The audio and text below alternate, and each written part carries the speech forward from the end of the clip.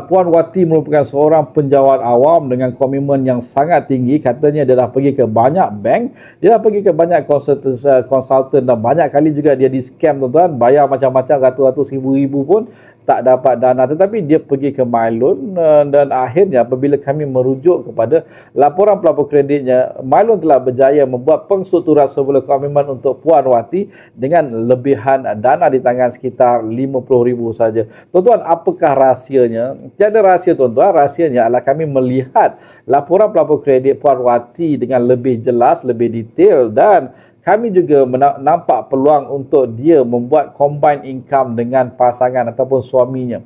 Tuan-tuan, sebagai seorang penjawat awam, ada bank yang boleh untuk memberi anda dana dengan kadar faedah terbaik, dan ada bank yang boleh untuk anda combine income suami dan isteri. Sebagai contoh, gaji suami RM4,000, gaji isteri pun RM4,000, pendapatan anda dikira RM8,000 dan anda boleh double jumlah pinjaman yang boleh anda buat. Tuan-tuan, itu saja, tuan-tuan, rahsianya. Tidak ada rahsia lain.